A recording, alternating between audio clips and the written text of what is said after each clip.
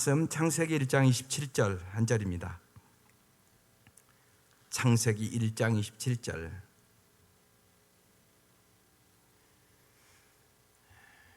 다 같이 합독하겠습니다. 시작. 하나님이 자기 형상 곧 하나님의 형상대로 사람을 창조하시되 남자와 여자를 창조하시고. 아멘. 오늘 말씀은 이제 나누고 이제 여름성경학교 중고등부 싱글 목장들을 위해서 여러분이 이 기도 제목을 가지고 기도해 주시면 고맙겠습니다. 이번 이제 여름성경학교 주제는 비교하지 않아요예요. 그래서 일과가 나는 소중해요. 이가가 하나님이 은사를 주셨어요. 상과가 다른 사람의 은사를 세워줘요. 사과가 내게 주신 은사로 충성해요. 이게 이제 이번 여름 성경학교에서 다룰 주제들입니다. 오늘 이렇게 해서 전체적인 기본적인 뿌리에 대해서 말씀을 나누려고 그래요. 그래서 비교의식에 대한 말씀을 깊이 나누려고 생각합니다. 아프리카에 이제 김혜영 선교사라는 분이 있습니다. 아버지는 술주정뱅이, 엄마는 정신병자.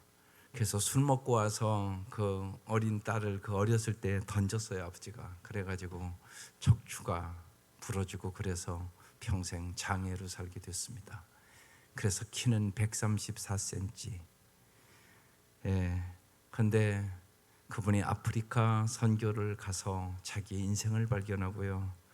국민훈장 목련장, 그리고 미국에 건너가 박사학위를 받고 정말 세상을 밝게 만드는 사람이라고 뽑힌 사람이 됐습니다. 그분의 그 간증 중에 이런 간증이 있습니다. 한국 사람들은 키가 작고 못생기고 형편없는 장애인, 나에게 한국에서는 단 한 번도 예쁘다는 얘기를 들어본 적이 없다. 그런데 아프리카에 가서 그 학생들이 내가 예쁘다고 언제나 다가와서 나의 머리를 만져보고 내 손을 잡아보고 그러면서 선생님 참 예쁘다고. 나는 나를 예쁘다고 해준 아이들 때문에 나의 정체성을 찾았고 내 인생이 바뀌기 시작했다. 그래서 오늘 말씀의 제목이 중요해요. 나는 소중해요. 오늘 이 말씀 듣고 우리 모두 다 정말로 아이들 볼 때 아이들이 잘하든 못하든 정말 너는 참 소중한 아이야. 또 여러분의 가정에서 여러분의 남편을 볼 때도, 여러분의 아내를 볼 때도, 여러분의 자녀를 볼 때도 여러분의 입술이 바뀌기를 바라요. 당신이 말한 대로 될 것이기 때문에 그래요. 그래서 오늘 말씀 제목이 무지하게 중요합니다. 나는 소중해요. C.S. 루이스는 마귀의 인격 파괴 역사가 비교의식이다 그랬어요. 여러분, 비교하며 살아가는 사람은 평생을 지옥으로 살아가는 사람이라는 얘기입니다. 여러분이 잘 아는 누가복음 10장 27절에 이런 말씀이 있습니다. 같이 읽어보겠습니다. 시작. 대답하여 이르되 내 마음을 다하며 목숨을 다하며 힘을 다하여 뜻을 다하여 주 너의 하나님을 사랑하고 또한 내 이웃을 내 자신같이 사랑하라 하였나이다. 여기 내 자신같이 사랑하라, 이것더러 자애라고 합니다.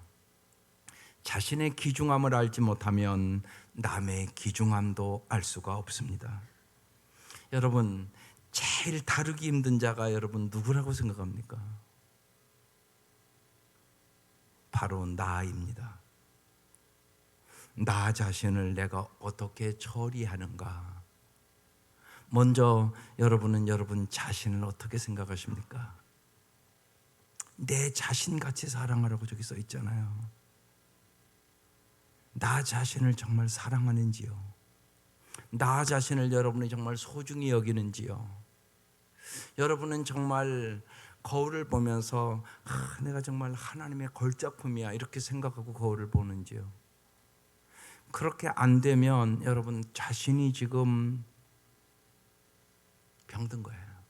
그래서 오늘 이 밤 말씀 듣고 치료받고 정말 여러분 자신이 먼저 자기를 사랑할 줄 알아야 남도 사랑할 수 있게 되는 것입니다. 첫 번째, 비교의식을 갖지 않으려면 창조적 자아 형성을 위한 근본 전제를 먼저 잘 알아야 돼요. 창조적 자아 형성을 위한 근본 전제가 있단 말이에요. 이 세 가지를 정확하게 하셔야 돼요. 첫 번째, 창조 신앙으로 자기의 가치를 발견해야 돼요. 오늘 그래서 이 본문 읽은 거예요. 하나님이 자기 형상 곧 하나님의 형상대로 사람을 창조하시되 남자와 여자를 창조하시고, 이렇게 기록되어 있단 말이에요. 하나님의 형상대로 창조된 나란 말이에요. 그래서 하나님의 창조 가치를 발견해야 되는 거죠. 그래서 당신은 하나님의 작품이란 말입니다. 그래서 다른 사람과 비교하지 말아야 되는 것이에요. 다 다르게 창조했죠. 똑같은 사람은 한 사람도 없어요, 세상에. 그래서 당신의 가치를 세상의 가치에 물들어 헐갑에 팔지 말란 말입니다. 하나님의 형상대로 창조된 나, 하나님과 사랑의 교제를 나누도록 창조된 나란 말이에요. 그래서 당신은 소중한 사람이란 말입니다. 누가 뭐래도 하나님이 소중한 사람이라고 말씀하고 있는 것이에요. 그래서 따라서 해요. 나는 소중해요. 나는 존귀한 존재입니다. 옆 사람을 바라보고요. 당신은 내게 소중한 사람입니다. 시작. 네, 오늘 이 날부터 바꾸라고요. 혹시나 여러분이 그렇게 생각하지 않았다면, 또 만약에 정말 그 생각이 안 들면 기도하세요. 그런 분 있어요. 제가 보기에는 오늘 이 밤도요. 내 아내가 얼마나 소중한 사람인지, 내 남편이 얼마나 소중한지 모르고 무시하고 사는 사람들이 있단 말이에요. 그래서 당신의 집에 역사가 없어요. 당신이 회개해야 된단 말입니다. 하나님이 소중하다고 하는데 당신이 소중하지 않다고 계속 얘기했기 때문에 소중해지지 않았단 말입니다. 문제는 하나님께 있는 게 아니라 당신에게 있단 말입니다. 그래서 반드시 바꾸세요. 여러분은 소중한 존재예요. 하나님께서 창조한 걸작품이란 말입니다. 그리고 당신 옆에 있는 사람도 소중한 사람이에요. 시편 8편 4, 5절에 이렇게 써놨습니다. 같이 읽겠습니다. 사람이 무엇이기에 주께서 이렇게까지 생각하여 주시며 사람의 아들이 무엇이기에 주께서 이렇게까지 돌보아 주십니까? 주님께서는 그를 하나님보다 조금 못하게 하시고 그에게 존귀하고 영화로운 왕관을 씌워 주셨습니다. 이게 우리의 모습이에요. 그래서요, 여러분은 보물섬과 같은 사람입니다. 이게 참 중요해요. 여러분이 보물섬과 같은 사람이라고요. 특별히 이제 우리가 여름 성경학교를 하면서 정말 오늘 이 밤 우리 교사들의 영혼의 눈이 열리기를 바라요. 그래서 아이들이 보물섬과 같은 사람이다. 그래서 보물섬에는 보물이 많다는 얘기잖아요. 사람이 보물섬과 같다는 거예요. 그래서 장점을 볼 수 있는 눈이 열려야 돼요. 그러면 그 아이의 인생은 그 선생님 때문에 달라져요. 엄마가 그렇게 볼 수 있으면 이건 말할 것도 없는 축복이고요. 그래서 창조신앙으로 자기의 가치를 발견한다. 이게 첫 번째, 창조적 자아 형성을 위한 근본 전제입니다. 두 번째, 구속신앙에 의한 자기 가능성을 신뢰하십시오. 여러분이 잘 아는 요한복음 3장 16절 다시 한번 볼게요. 시작. 하나님이 세상을 이처럼 사랑하사 독생자를 주셨으니 이는 그를 믿는 자마다 멸망하지 않고 영생을 얻게 하려 하심이라. 여기 잘 보세요. 독생자를 주셨으니, 독생자를 주시기까지 나를 사랑한다는 말이잖아요.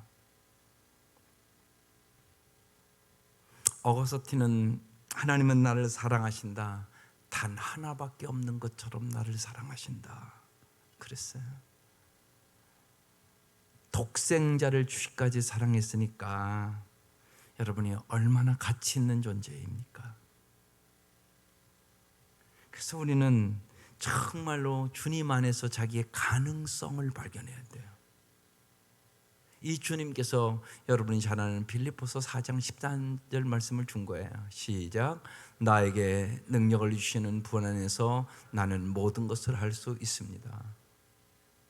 구속신앙에 대한 자기 가능성. 그래서요, 예수 믿는 사람은 못한다, 안 된다 그런 얘기 하지 말아야 돼요. 언제 주님께서 네 능력으로 하라고 그랬나요? 우리는 자기 공로나 자기 노력으로는 구원도 못 얻어요. 그건 분명한 거잖아요.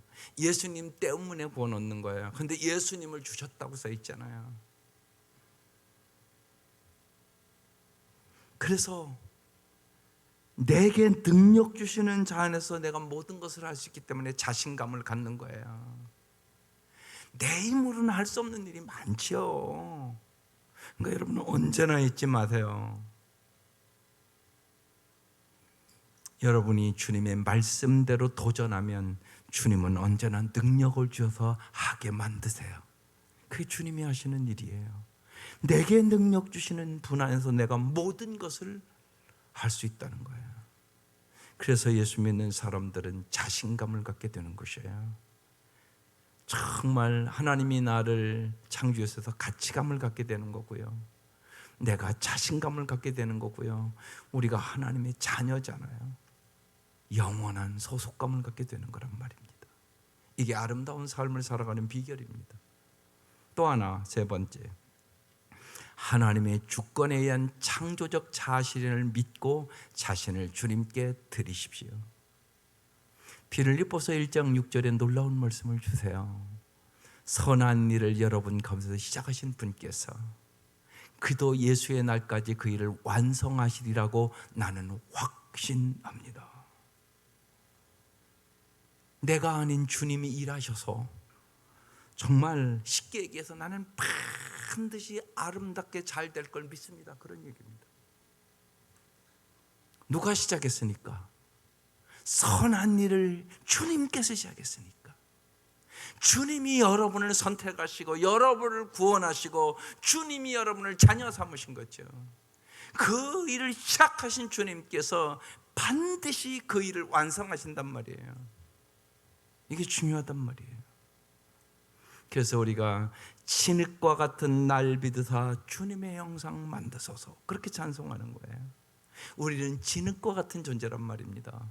그런데 주님이 인생의 역경도 고난도 여러 가지 있지만 주님께서는 날 믿으셔서 반드시 주님의 형상을 만든다는 것입니다.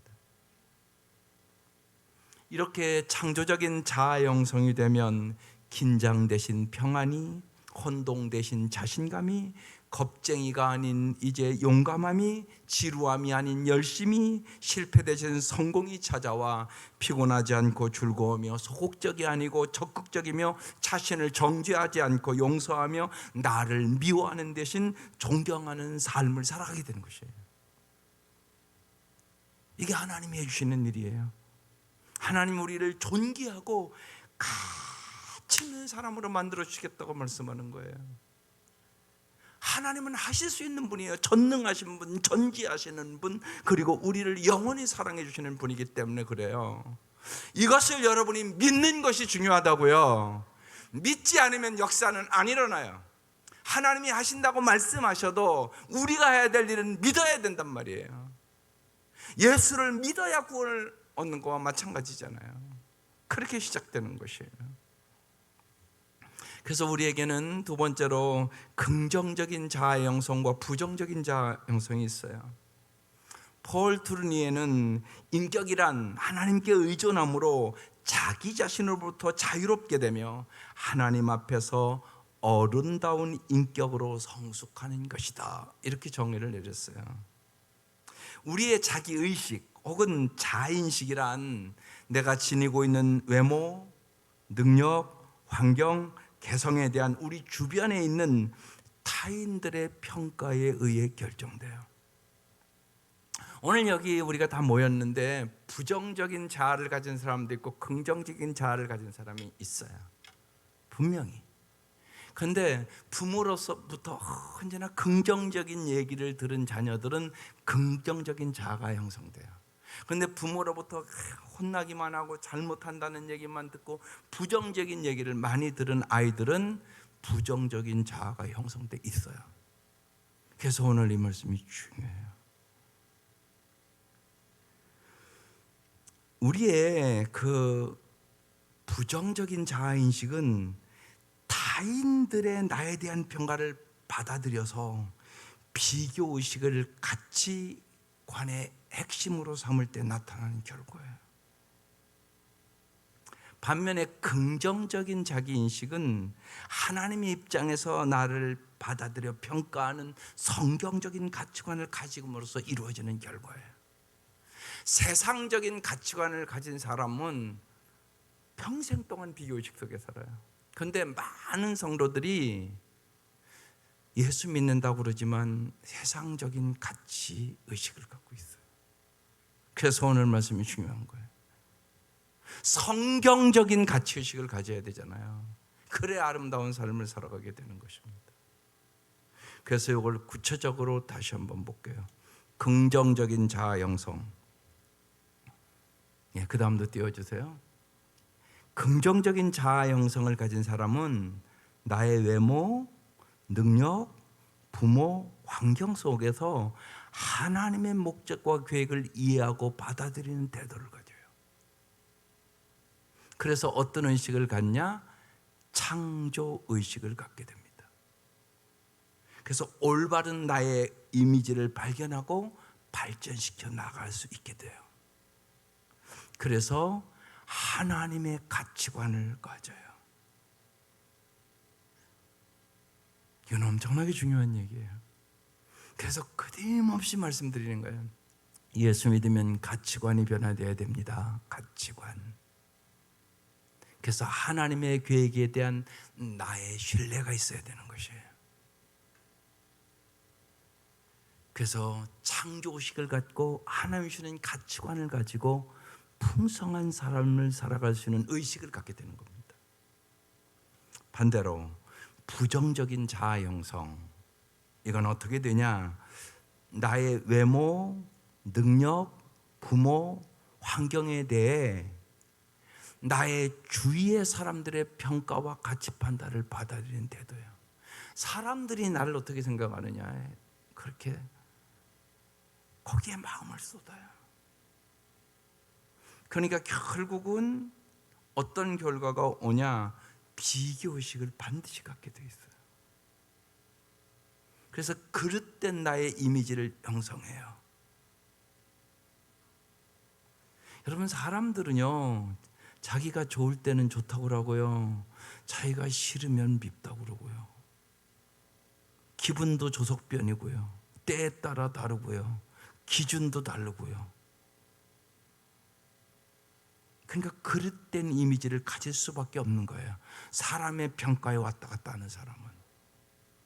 그래서 나의 그릇된 이미지를 발전시켜 타인들과 비교하며 열등의식을 갖게 되고요, 불안이 오게 되고요, 반항심을 갖게 됩니다. 그러니까 여러분, 아이들 기르면서 이미 다 경험하는 것들이에요. 그래서 결국은 세상적인 가치관을 갖게 됩니다. 그런데 수많은 사람들이 여기서 고통과 괴로움 속에 살아가게 돼요. 여러분, 잘 생각하셔야 돼요. 그래서 부정적인 이제 자아 형성이 되어서 부정적인 사고를 가지면 이제 어떤 결과를 갖고 오게 되냐? 세상을 보는데 이렇게 봐요.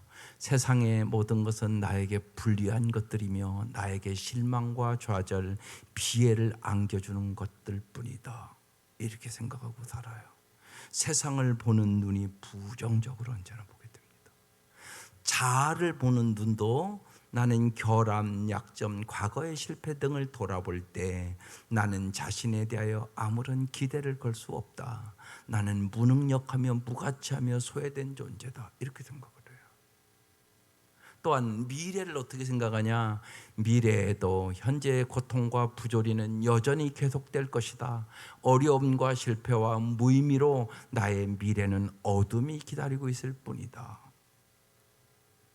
여러분 생각해 보세요. 세상에 대해서, 자아에 대해서, 미래에서 저렇게 부정적인 사고를 가지면 결과는 좌절과 체념과 절망과 자살의식과 실의로 열매를 맺게 돼버려요. 그러니까 부정적인 자아 형성이 되고 부정적인 사고방식을 가진 사람은 풍성하고 아름다운 삶을 살아갈 수는 없어요. 구체적으로 그러면 부정적 자아 형성의 결과는 어떻게 나타나나? 부정적인 사고방식의 3대 요인은 열등의식, 피해의식, 비교의식을 가져요. 이런 의식 세계가 지배하는 사람의 삶은 다음 몇 가지의 결과를 초래해요. 첫 번째는요, 하나님을 의지하는 믿음이 불가능해져요. 교회 다녀도 여러분이 이 의식을 받지 않잖아요. 그 사람은 교회에 그냥 다니기만 해요. 믿음이 절대 안 자라요. 자랄 수가 없는 거야. 부정적인 자아식에 빠진 사람들의 공통된 불평 중에 하나는 하나님께서 살아계시고 하나님이 정령 사랑하신다면 무엇 때문에 하나님은 나에게 이 같은 환경을 주시는가? 이렇게 회의적인 태도를 가져요. 따라서 하나님에 대한 불평과 원망이 마음속에 언제나 도사리고 있기 때문에 하나님에 대한 신뢰가 어려운 거예요. 마음 깊숙한 곳에 하나님이 해준 게 뭐가 있어? 이런 마음이 도사리고 있어요, 안에. 그러니까 신앙에 대한 기쁨과 감사가 전혀 없죠. 그러니까 그 믿음이 자랄 수가 없는 거예요. 그러니까 이거부터 여러분 해결을 하셔야 돼요. 믿음이 안 드는 이유가 여기에 있는 거예요. 하나님을 의지하는 믿음이 부정적인 사고방식을 가진 사람은 불가능해요. 안 믿어지는 거죠. 두 번째, 권위자들과 충돌하여 늘 문제를 야기시켜요. 부모와도 싸우고요. 직장에서도 자꾸 싸움을 하고요. 또한 교회 와서까지도 싸움을 해요. 시기하고 질투하고. 모든 권위는 하나님께서 정해진 것으로 하나님 그들을 통하여 나를 훈련시키기를 원하세요. 그러나 부정적인 자아의식에 사로잡힌 사람은 자기가 현재 그렇게 된 책임을 타인에게, 특히 다스리는 권위자에게 돌려서 그것들과 반드시 충돌하게 돼요. 이들은 권위자들에 대한 반항과 도전으로 자기 갈등을 해소하려 하기 때문에 그래요. 그래서 아이들이 부정적인 이 자아를 가진 애들은요, 학교에 가서도 선생님 말을 안 들어요. 이렇게 연결이 되는 거예요, 이게요. 괜히 말을 안 듣는 게 아니에요. 그래서 부딪히는 거예요. 세 번째는요, 순수한 우정을 가질 수가 없어요. 부정적인 자의식에 사로잡힌 사람은요, 남들을 부정하고 불신하게 됩니다. 진정한 우정의 태도는 내가 그를 어떻게 도와줄까? 이렇게 묻는 자세를 갖습니다. 그런데 그릇된 우정의 태도는 그가 나를 어떻게 생각할까? 이렇게 묻습니다. 아주 자동으로 그렇게 갑니다. 그 사람이 나를 어떻게 생각할까? 이렇게 가요, 생각이요. 그래서 그 사람이 나에게 좋은 얘기를 안 해주면 그냥 딱 깨져버려요, 우정이요. 여러분, 좋은 우정을 가지려면 서로 어떻게 도와줄까 생각을 가져야 좋은 우정을 가질 수 있는 거잖아요. 근데 그렇게 되지가 않는 거예요. 그래서 부정적인 자아의식을 가진 사람은 부정적인 우정을 갖게 되는 것이에요. 네 번째, 참된 삶의 동기를 파괴해요. 진정한 삶의 동기는 하나님이 나에게 부르심 앞에 최선을 다하는 거예요. 하나님이 나를 불러주셨다. 그러나 부정적인 자아의식에 빠진 사람은요, 항상 남에게 인정을 받기 위하여 행동을 합니다. 그래서 사무엘상 16장 7절 말씀이 중요한 말씀이 되는 것이에요. 내가 보는 것은 사람과 같지 아니하니 사람은 외모를 보거니와 나 여호와는 중심을 보느니라. 중심을 보신 하나님 앞에서 살 때만 참된 삶의 동기가 살아나는 역사가 일어나게 돼요. 다섯 번째는요, 부정적인 사고방식을 가진 사람은 물질에 대한 지나친 추종을 하게 됩니다. 자기 자신에 대한 내적인 만족이 없기 때문에 이 불만은 자연히 물질이나 옷이나 인기 같은 거칠애를 위해서 에너지를 소모하게 돼 있어요. 반드시 그렇습니다. 유행이나 물질의 맹종은 우리의 내적 불만의 사회적인 표현이 되는 것이에요. 그래서 자꾸 거칠애를 하려고 그러고 겉을 꾸미려고 그래요. 여섯 번째는요, 육체적 정신적인 질병의 포로가 됩니다. 부정적인 사고방식은 수많은 정신질환의 원인이 돼요. 이미 여러분 잘 아는 것처럼 현대의학이 다 밝히고 있잖아요. 고혈압, 두통, 위궤양, 심장질환, 많은 질병을 갖게 해요. 부정적인 사고방식의 현상들은 긴장하게 만들고요, 불평하게 만들고요, 원망하게 만들고요, 증오하도록 만들어요. 그래서 정신분석학이나 정신신체의학에서 건강을 파괴하는 가장 무서운 적이다, 이렇게 얘기를 해요. 그러니까 부정적인 사고방식을 가지면 이 여섯 가지가 나타나요, 삶에. 그러면 우리가 마지막으로 그럼 창조적 긍정적인 자아 형성을 어떻게 해야 될 것인가? 이게 중요하죠. 첫 번째, 하나님과 바른 관계를 가져야 돼요. 에베소 2장 10절이 그래서 유명한 말씀이에요. 우리는 하나님의 작품입니다. 여러분, 이게 부쩍이 중요한 말씀이에요. 여러분, 피카소의 작품을 여러분이 보면 그림같이, 우리가 보기에는 그림같지 않은 것 같아도요, 수억씩 가거든요. 누가 그려서요? 피카소가 그려서. 그거 보고요, 우리도 그릴 수 있을 것 같잖아요. 근데 우리가 그리면요, 1,000원도 안 줘요. 피카소가 그렸기 때문에. 근데 여러분은 하나님의 작품이라고 써 있잖아요. 이게 엄청나게 중요한 얘기입니다. 하나님의 작품이다. 선한 일을 하게 하려고 하나님께서 그도 예수 안에서 우리를 만드셨단 말입니다. 여러분, 정말로 이렇게 보면, 여러분 밖에 나가서 대자연만 보고 꽃을 보고 그래도요, 참 하나님이 기가 막히게 만드신 것 같지 않으세요?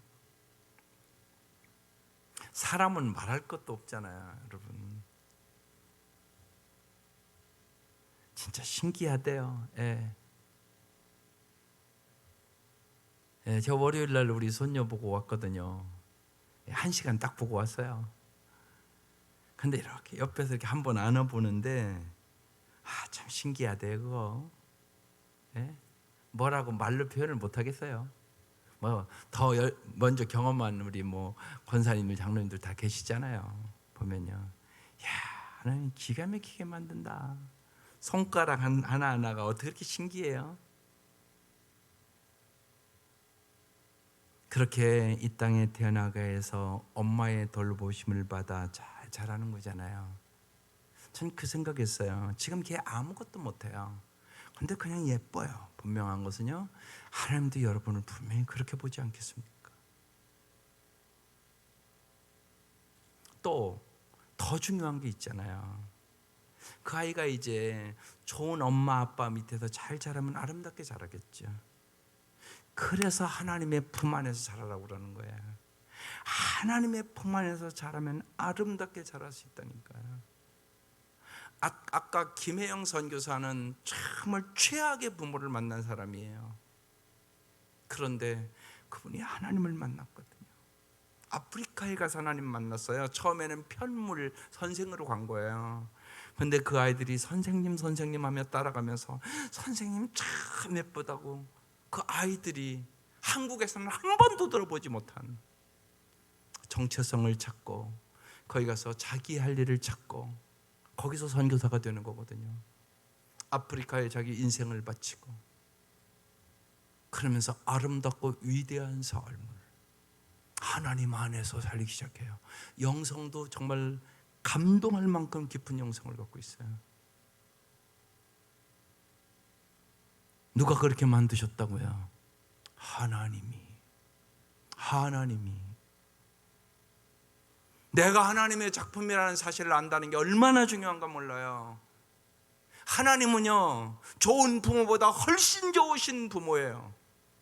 하나님의 품 안에서, 하나님 안에서, 하나님의 말씀 안에서, 우리가 기도 안에서 살 때 우리는 가장 아름다운 인생을 살아갈 수 있게 되는 것이라고 김혜영 선교사는 우리에게 간증하고 있는 거예요. 사실상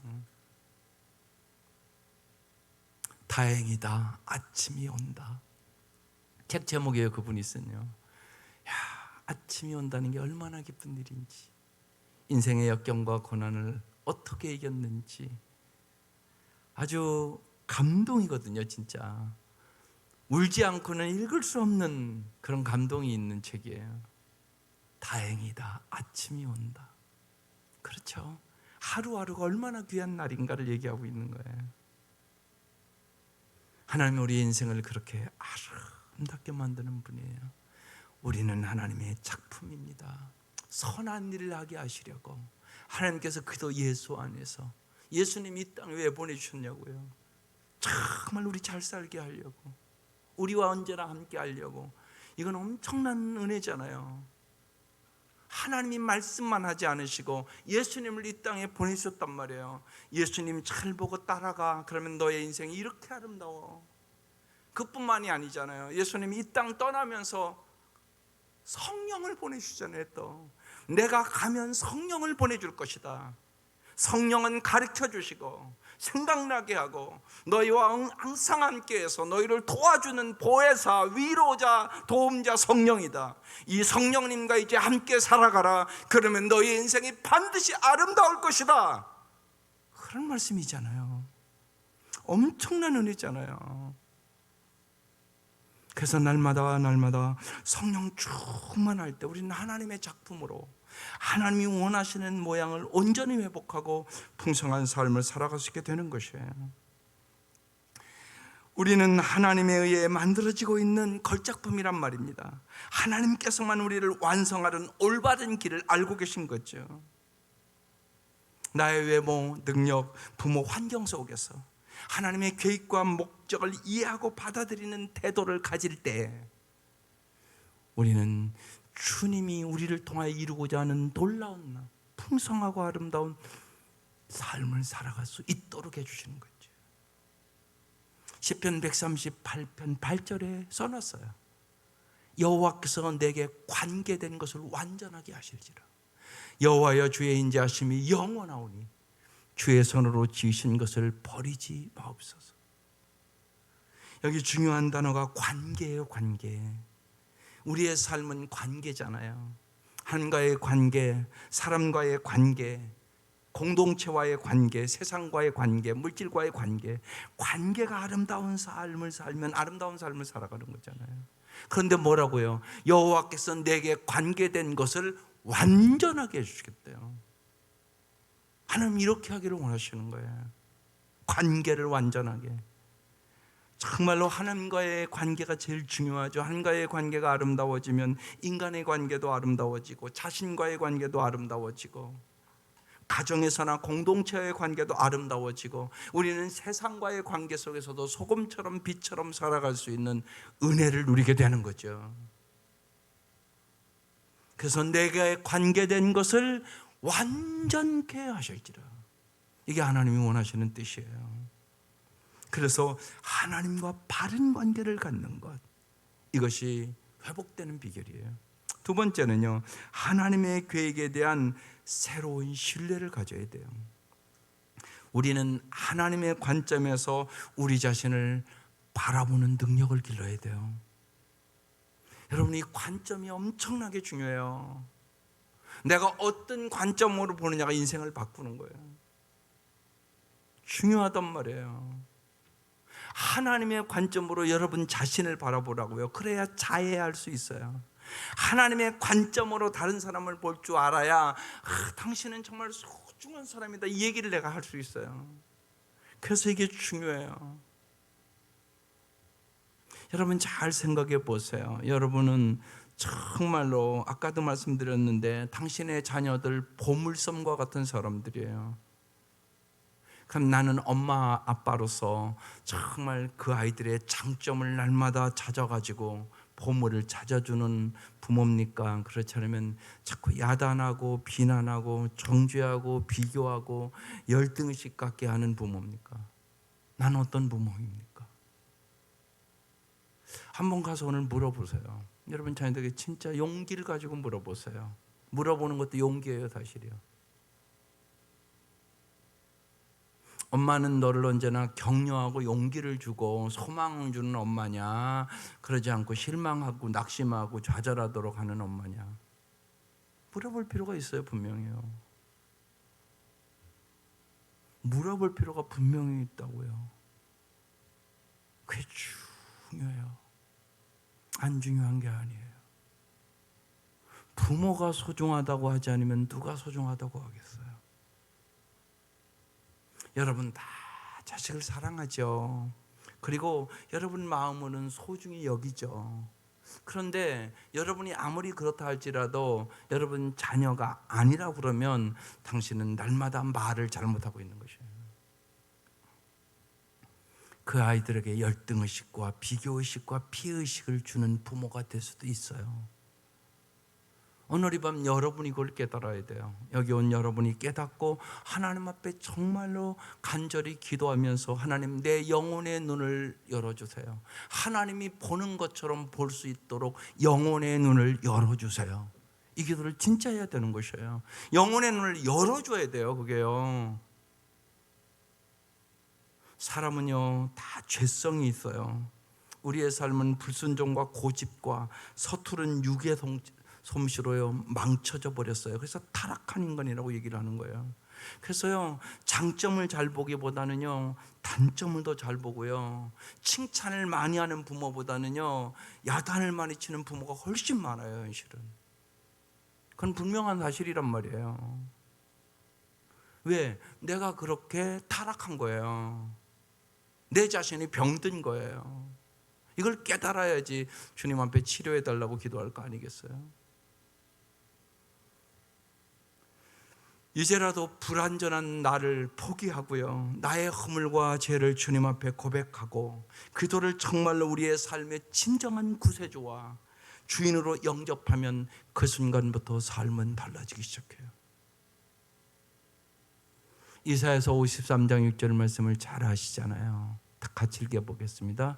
우리는 다 양 같아서 그릇 행하여 각기 제 길로 갔거늘 여호와께서는 우리 모두의 죄악을 그에게 담당시키셨도다.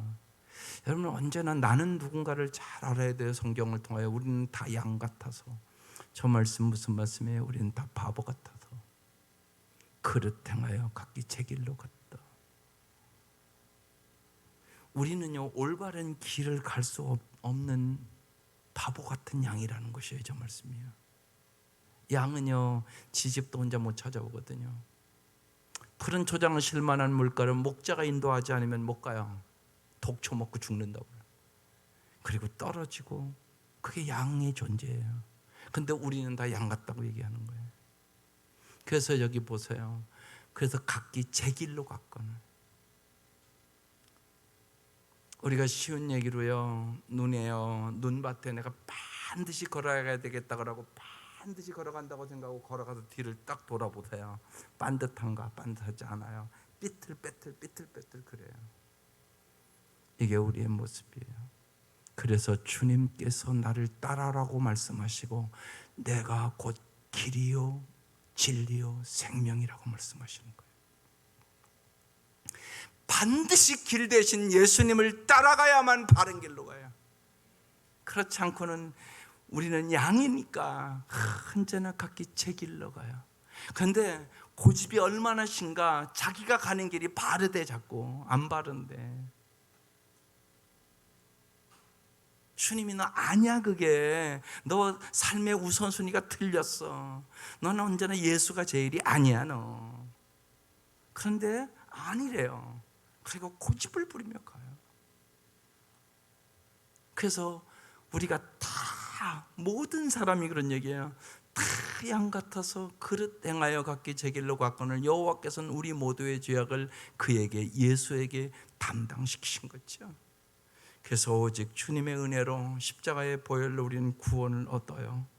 그러면서 주님이 우리를 구원하기 위하여 그 방법이 요한복음 1장 12절 말씀이잖아요. 영접하는 자, 그 이름을 믿는 자들에게는 하나님의 자녀가 되는 권세, 특권을 주셨다고. 그래서 누구든지 예수 믿으면 하나님의 자녀를 삼아준다는 거예요. 이 얘기는 뭐예요? 내가 너를 보호해 줄게. 내가 너를 공급해 줄게. 내가 너를 언제나 인도해 줄게. 그거잖아요. 자녀니까. 자녀니까 하나님이 보호해 주시겠다는 거예요. 하나님이 언제나 너의 필요한 것을 공급해 주겠다고 말씀하시는 거예요. 자녀니까. 그리고 너를 언제나 바른 길로 인도해 줄게. 이게 부모들의 소원이잖아요. 자녀니까. 그 얘기를 하시면서 이사야서 45장 7절에 이렇게 말씀해요. 나는 빛도 만들고 어둠도 창조하며 평안도 주고 재앙도 일으킨다. 나 주가 이 모든 일을 한단다. 그렇게 말씀하세요. 하나님 그래서요, 정말로 가장 역겨운 것을 통해서도 우리를 아름답게 변화시켜요. 쉬운 얘기로 헬런 켈러가 어떻게 그렇게 기적적인 생애를 살았을까요? 그는 이렇게 한마디로 대답했어요. 좋으신 하나님을 내가 신뢰했기 때문에. 이게 참 중요한 말씀이에요. 좋으신 하나님을 신뢰하고 내가 따랐기 때문에. 이동원 목사님 아버지는 빚쟁이였대요. 그래서 정말 돈을 꾸러 다니고 그래서 참 어렸을 때 힘들었대요. 근데 지금 이렇게 돌아보면 그 아버지를 통하여 나의 인격을 아름답게 빚어주셨다고. 이게 하나님이 하시는 놀라운 역사고 간증들이에요. 마지막으로 하나님과 새로운 협력의 삶을 살아야 돼요. 하나님의 완전하신 자기 표현은 하나님의 아들 예수 그리스도의 생애 안에 나타났죠. 그러므로 주님이 갖고 계셨던 삶의 특질을 하나님은 그 모든 자녀들의 생애에 나타내고 싶어 하세요. 그래서 우리가 예수님처럼 살기를 원하는 거죠. 정말 예수님을 닮기를 원하시는 거예요. 우리가 예수를 알면 할수록 예수님을 더욱 반드시 사랑하게 돼 있어요. 반드시 그래요. 예수님을 사랑하면 예수님을 닮게 돼요. 하나님의 계획을 그래서 우리 안에서 성취할 수 있게 되는 것이에요. 그래서 우리의 삶은 하나님과 공동 협력의 삶을 살아가는 거예요. 하나님의 사역은요, 하나님은 날마다 일하세요. 하나님의 사역은 우리의 응답으로서 역사가 일어나요. 그건 내가 선택하는 것이에요. 날마다.